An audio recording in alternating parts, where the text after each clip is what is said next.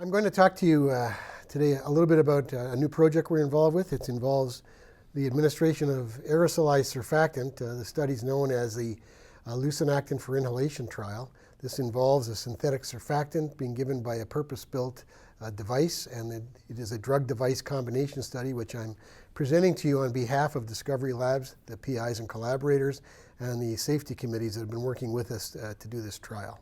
We're really focusing on the non-invasive surfactant replacement therapy. Premature babies with respiratory distress require surfactant placement until they can produce enough themselves. Currently, as you're all well aware, surfactant replacement therapy requires that the baby be intubated and a bolus of surfactant given through the endotracheal tube. There have been other methods of trying to provide surfactant to such babies, and those methods include giving surfactant through the pharynx, laryngeal mask airways, and you've heard at this meeting information about using fine catheters into the trachea and other ways of giving surfactant. The idea that we can avoid any instrumentation of the baby's airway is what's driven those studies trying to develop an aerosol to give surfactant so that the baby can continue to receive non-invasive support using CPAP. So the goals of an approach to give surfactant that does not require intubation avoids clinical instability, as you've seen with bolus endotracheal administration, which can cause hypoxia, bradycardia, and many other problems. It allows the administration by non-specialist staff.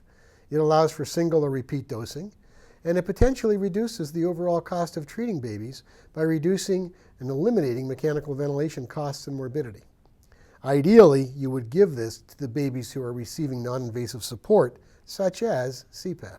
For the Lucinactant for Inhalation Trial, a novel drug-device combination uses a synthetic surfactant. It's a lyophilized preparation known as surfaxin, which is a synthetic surfactant of a KL4 repeat. It's the first approved synthetic surfactant with a KL4 repeat. The device, which you see on this slide, looks like a barbecue. This is the capillary aerosol generator, and it produces a very consistent and controllable aerosol with a particle size of approximately 2 microns. This drug is administered in the lyophilized form. It's reconstituted, placed in this device, which is really a large syringe pump, and then it is pumped into a heated capillary, where the capillary is heated, and the combination of a high pressure going through the capillary and the heat produces what you see here, a very stable, small particle aerosol. This is what we're testing in this particular trial.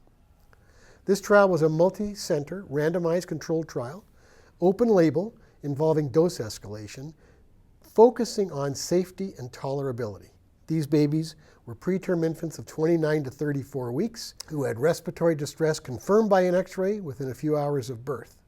These babies were then treated using bubble CPAP of initially 5 to 6 centimeters.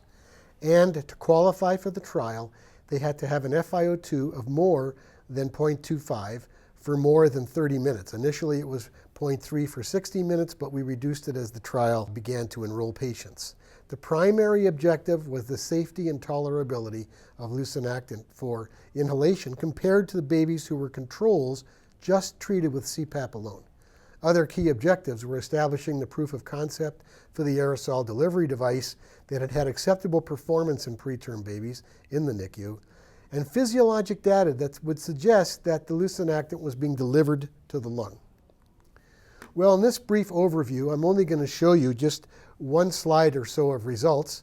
We enrolled 40 control babies on CPAP, 40 babies getting different doses, and we had 5 doses, which you see on this slide.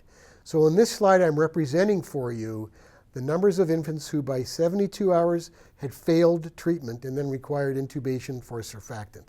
53% of the control babies failed, you see on the left, and the failure rate for the treated babies for the first 3 doses, you see starts to fall, and then by the larger doses, that failure rate is substantially decreased to about 30%. Here we compare the babies of 29 to 31 with 32 to 34. Both groups showed an improvement. The smaller babies somewhat more than the bigger babies, but we did not apply statistics to this. In summary, we found that this was a safe and tolerable drug-device combination. It performed acceptably in the NICU. We could deliver aerosolized surfactant and see physiologic changes that would be expected with surfactant delivery to the lung.